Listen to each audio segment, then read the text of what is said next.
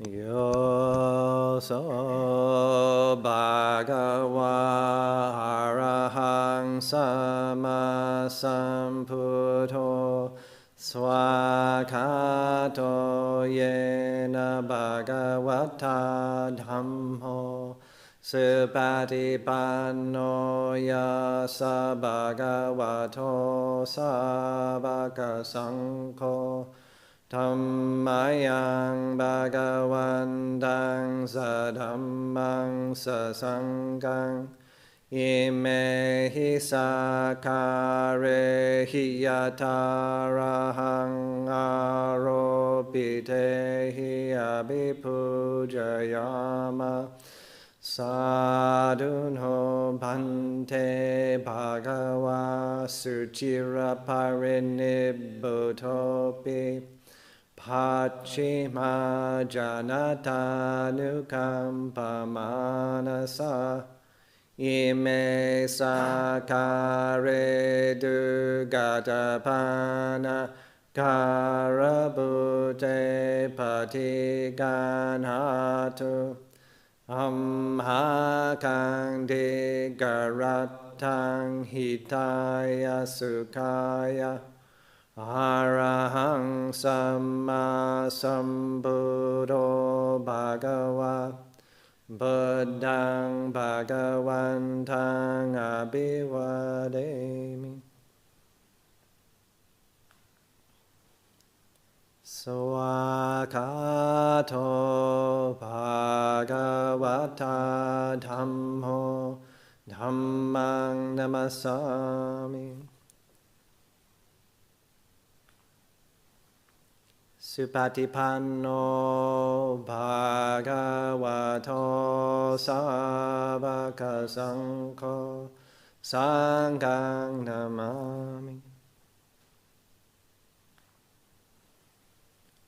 Pandamayang Buddhassa Bhagavato Puba Bhaganamakarang Karoma Se Namo Tassa Bhagavato Arahato Samma Sambuddhassa Namo Tassa Bhagavato Arahato Samma Sambuddhassa Namo Tassa Bhagavato Arahato Samma Sambuddhassa.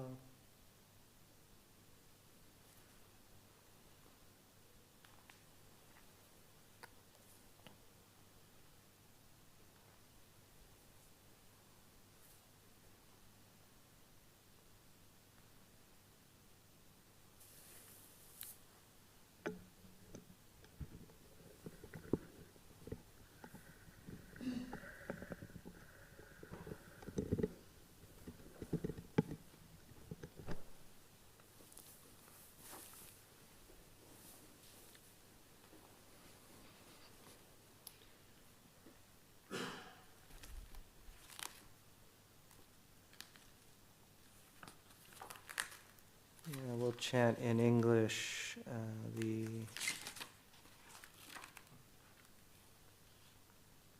Buddha's words on loving kindness, which is on page 37. So that's in English, same book, dark brown volume. And chant that together.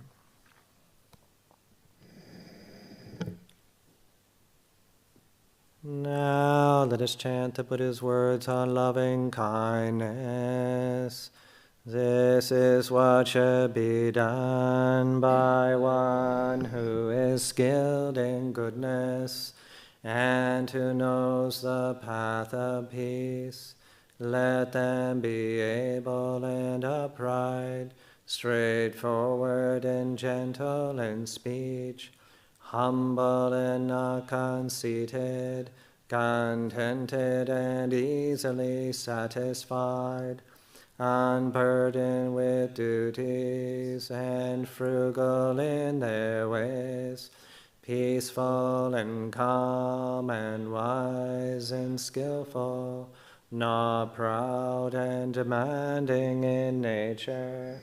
Let them not do the slightest thing that the wise would later reprove, wishing in gladness and in safety. May all beings be at ease. Whatever living beings there may be, whether they are weak or strong, omitting none, the great or the mighty, medium, short or small, the seen and the unseen, those living near and far away, those born and to be born, may all beings be at ease. Let none deceive another or despise any being in any state. Let none through anger or ill will wish harm upon another, even as a mother protects with her life her child, her only child. So with a boundless heart should one cherish all living beings, radiating kindness over the entire world, spreading upwards to the skies and downwards to the depths, outwards and unbounded, freed from hatred and ill will, whether standing or walking, seated or lying down, free from drowsiness. One should sustain this recollection. This is said to be the sublime abiding, by not holding to fixed views. The pure-hearted one having clarity of vision, being freed from all sense desires, is not born again into this world.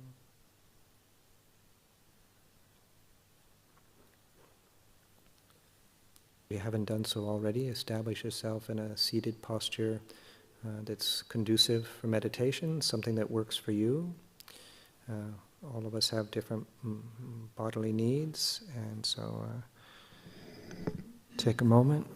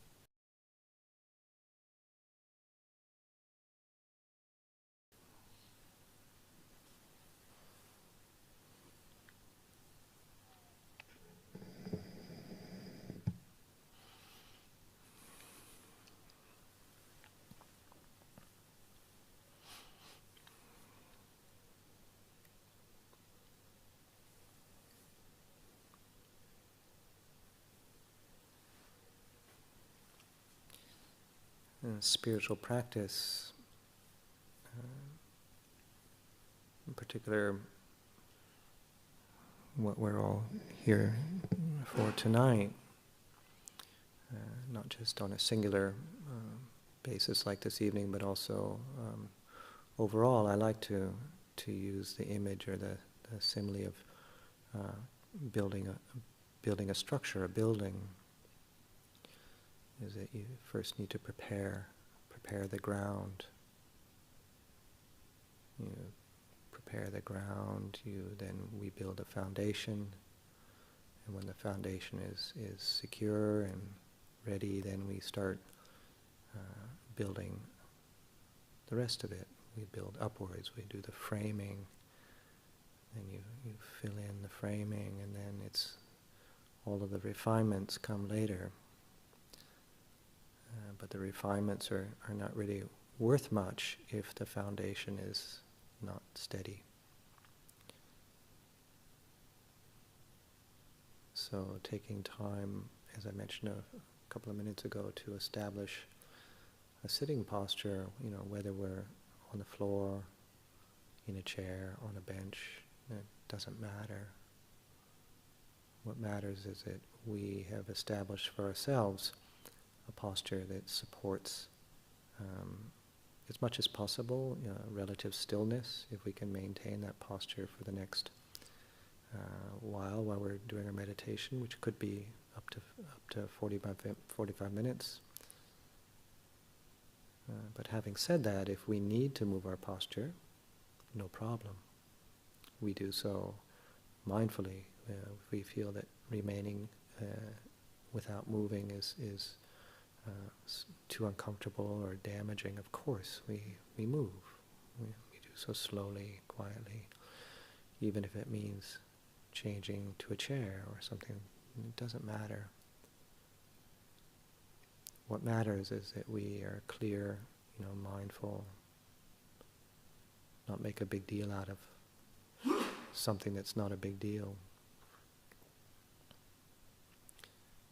So whether we are in a chair or on the floor or on a bench, it's good to consider our posture, to not be leaning forward or back or side to side, but to try and establish a sort of sweet spot in the middle where the body can sustain itself with as little exertion as possible. So take some moments, maybe even test, going forward and back, side to side, and we should be able to begin to feel that balance, and also not dipping the chin or raising the chin, but having the chin what we would refer to as level. Especially the head being so heavy, it's a very heavy piece of the body, and so it can create a lot of tension around the neck and shoulders if our head is drooping. So.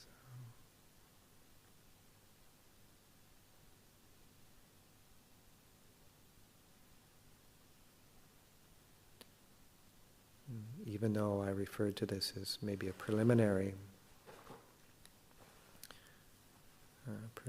practice or part of the meditation, it actually is part of the meditation.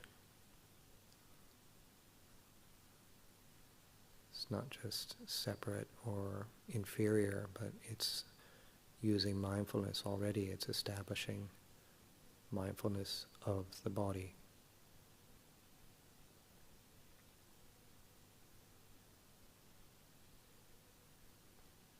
Awareness of the body.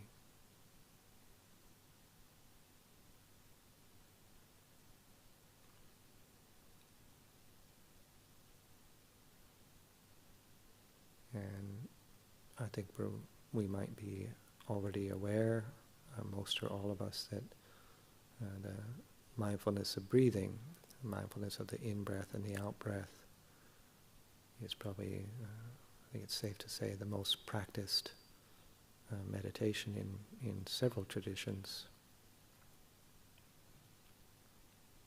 And mindfulness of breathing is also mindfulness of the body. That's where we sense or feel the breath.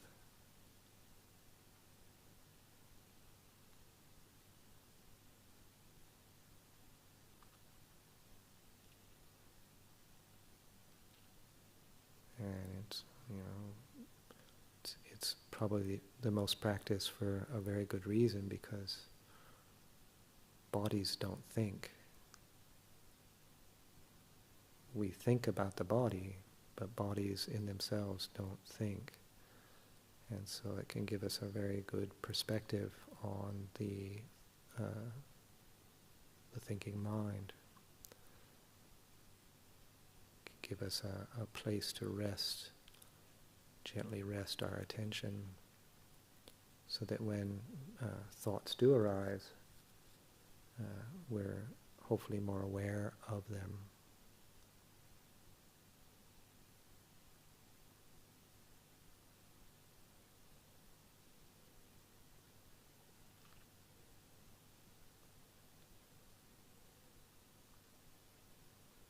We're sitting still, and yet for the next minute or two, let's just open up to potentially sense, well, what is moving right now? What is there any part of my body that's moving? I'm sitting still, quote unquote, but just to feel, just to open up and be sensitive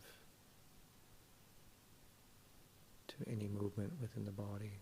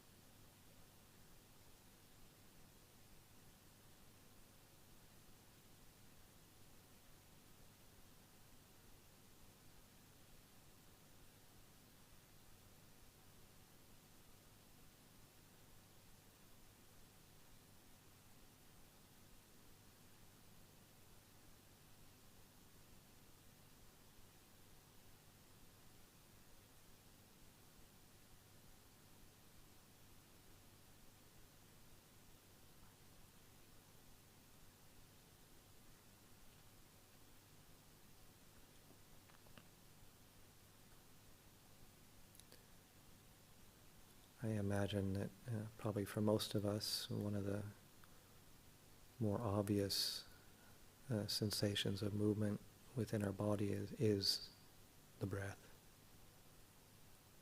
There's other things that we might feel, the pulse, the heart, maybe other sort of vibrations or sensations, heat, cool, whatever. But the breath, as I say, for maybe most of us, tends to be one of the more obvious things. So let's intentionally maybe narrow the focus a little bit instead of the whole body, just place our attention on the breathing process on its own. And we can just focus on whatever part of the body is the easiest to observe the breath, to sense. So for some of us it might be the abdomen, could be the rib cage, the throat or mouth or nose. It really, once again, I really don't think it matters, but what matters is that we're at ease. And it's a place that is easeful for us, for noticing the in-breath and the out-breath. So I'll go into silence for the next several minutes, and we'll practice like that. If and when the mind gets distracted, and we find that we've allowed our attention to draw away from the breath, then as soon as we notice that, just not make a problem, not beat ourselves up for not being mindful, just gently return to the breath and be glad that we've noticed. That's what's called mindfulness.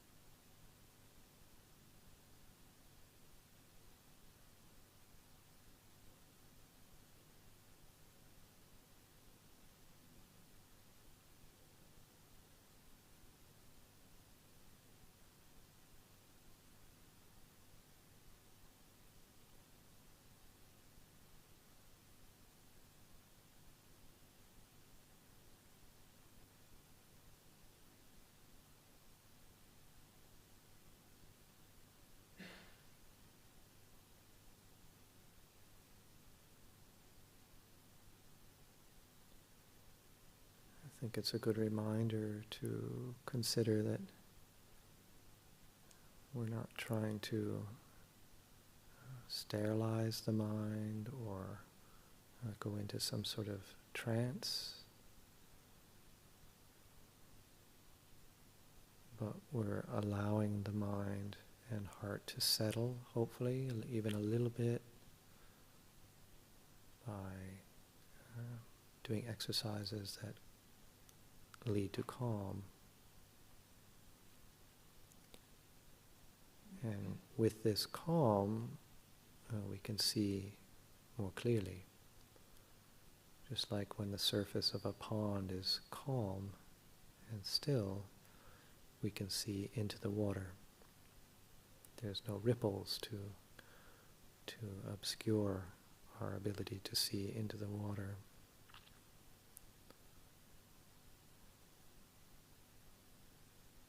And what are we trying to see? See habits of mind, habits of emotional habits that create unnecessary stress.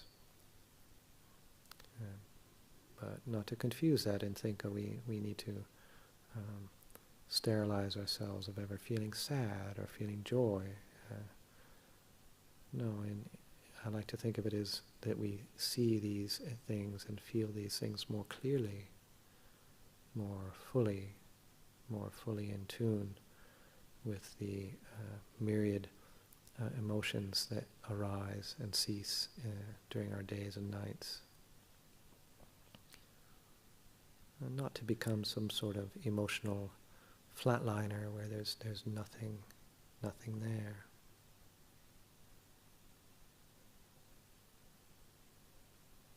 But through developing understanding and awareness and steadiness of heart, steadiness of mind,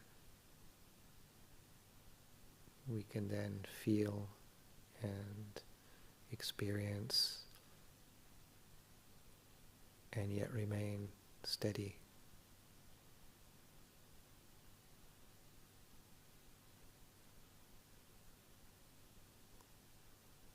So by practicing like this, we can experience, hopefully nothing too strong, but we're working with things that are maybe less impactful, hopefully, so that when things that are more impactful come, we know the dynamic, we know how to remain mindful,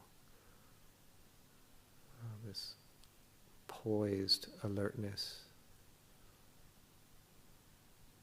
We're alert to our inner world.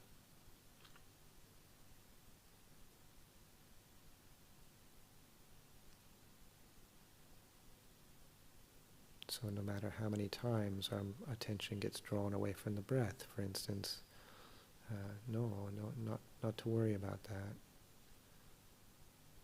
Just keep returning gently to the breath.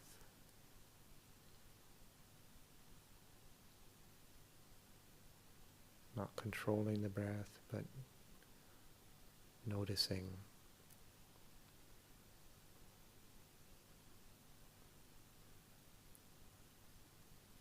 So we'll practice like this for the next several minutes.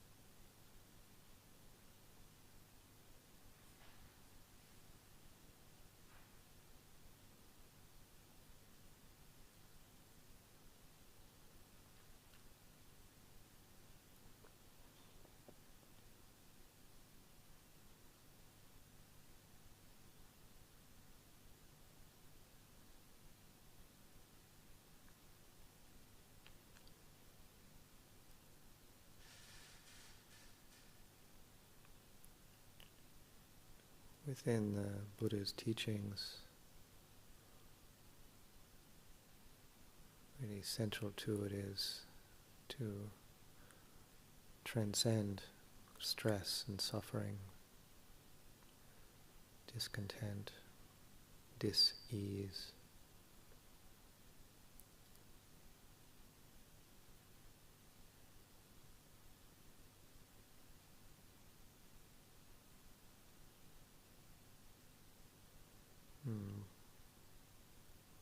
He clearly stated that, in essence, he teaches two things, and that's suffering and the end of suffering.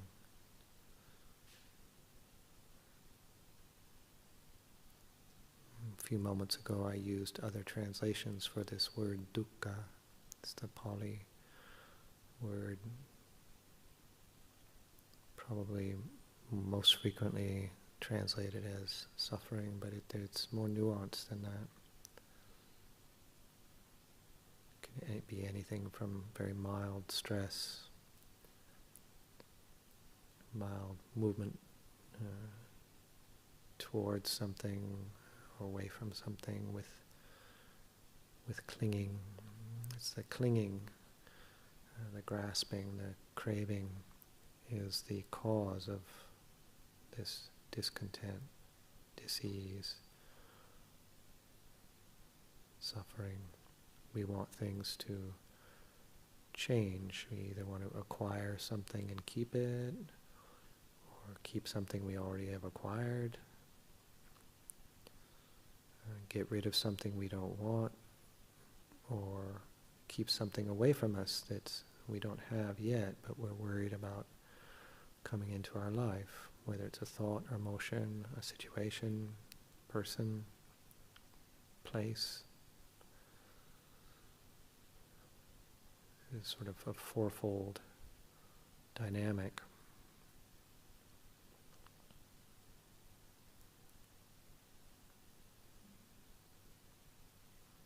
And it's natural. Why would we want to be with things that we don't like? It's unpleasant. It's natural to feel we want to get rid of it. Natural to want to get what we want.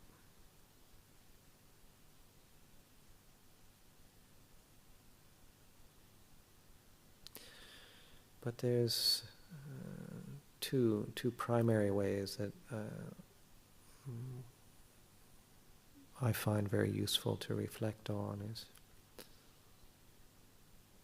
There's just the dukkha of and dissatisfaction or unpleasantness, painfulness of life, just physical pains, the emotional responses to changes.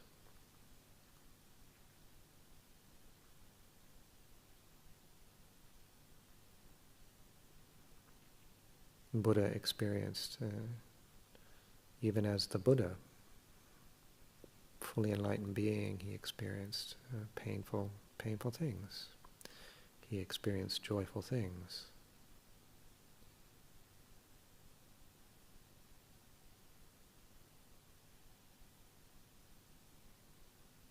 And then there's a use of the word in dukkha where just unsatisfactoriness of things. They can't permanently satisfy us. And this is where the Buddha's teaching on impermanence is so central. Even if we have everything we want, there's no guarantee that it remains, and we know that. That's why we often try to cling and grasp and create situations where the goodness in our life doesn't change, makes sense. And we can put effort into that. But we also need to know that effort is only so much.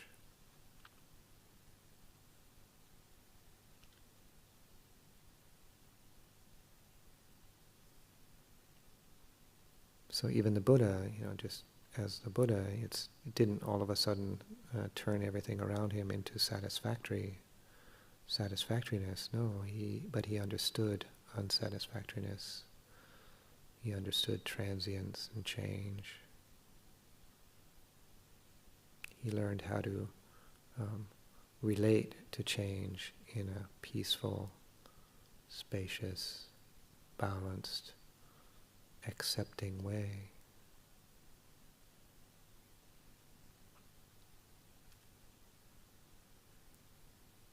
So our meditation gives us an opportunity to see these things, to see clearly. This is what vipassana, if it's a word that maybe people are familiar with. Passa means to see. Vi, before it, means to see into or see clearly. That's why vipassana is translated as insight, to see into, to see in, to see the ephemeral, transient, changing nature of all things. Thoughts, emotions, bodies, buildings, planets, everything. But to actually see that for ourselves, not just read it or hear it and believe it. It's not a belief system. The insight comes from this gut knowledge. You clearly have penetrated that in our own hearts and minds. To see the unsatisfactory nature of all things. So we'll go back into silence, and here again I suggest that we keep using the breath as our central object of meditation, but also to maybe consider these words and recognize the transience of our experience.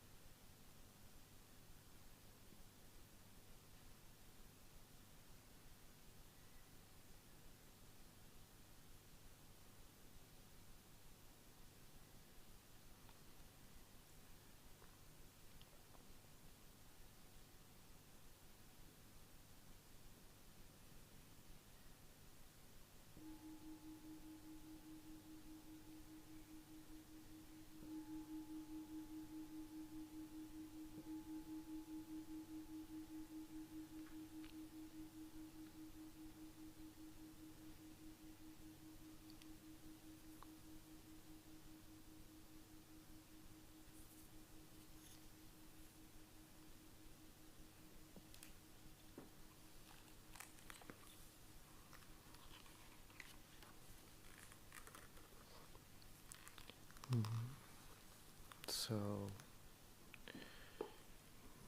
be adjusting our senses, coming out of meditation gently.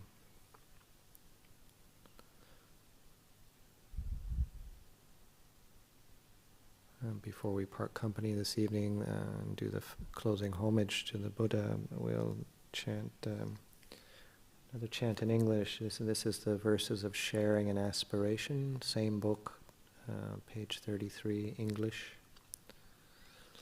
So this is recognizing, sharing all the goodness in our life. That gesture. Consider that we can share that with the beings around us, or maybe beings far away, who knows.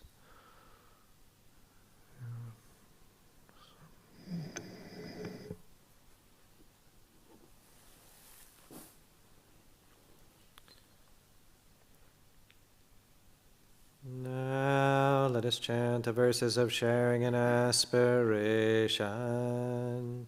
Through the goodness that arises from my practice, may my spiritual teachers and guides of great virtue, my mother, my father, and my relatives, the sun and the moon, and all virtuous leaders of the world, may the highest gods and evil forces, celestial beings, guardian spirits of the earth, and the Lord of death, may those who are friendly, indifferent, or hostile, may all beings receive the blessings of my life. May they soon attain the threefold bliss and realize the deathless through the goodness that arises from my practice, and through this act of sharing, may all desires and attachments quickly cease, and all harmful states of mind, until I realize Nibbana in every kind of birth. May I have an upright mind, with mindfulness and wisdom, austerity and vigor. May the forces of delusion not take hold, nor weaken my resolve. The Buddha is my excellent refuge. Unsurpassed is the protection of the Dhamma. The solitary Buddha is my noble guide. The Sangha is my supreme support. Through the supreme power of all these, may darkness and delusion be dispelled.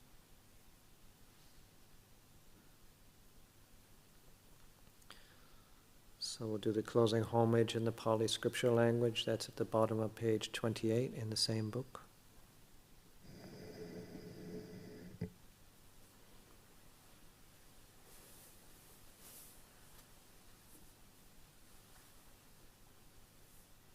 Arahang Sama Sambuddho Bhagava Buddhang Bhagavantang Abhivade.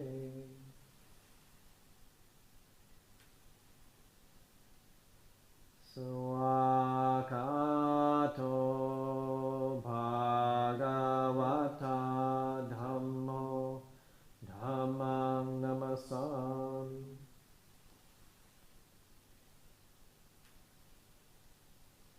Supatipanno Bhagavato Savaka Sangho Sanghang Namami.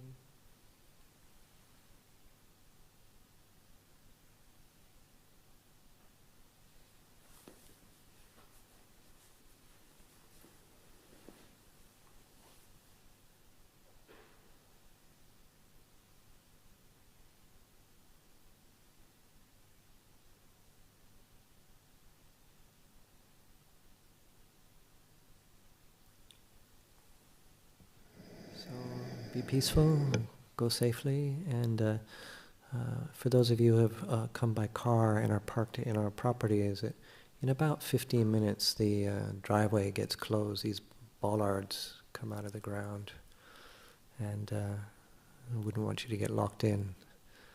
Okay, so yeah, about 15 minutes from now. So okay, be well.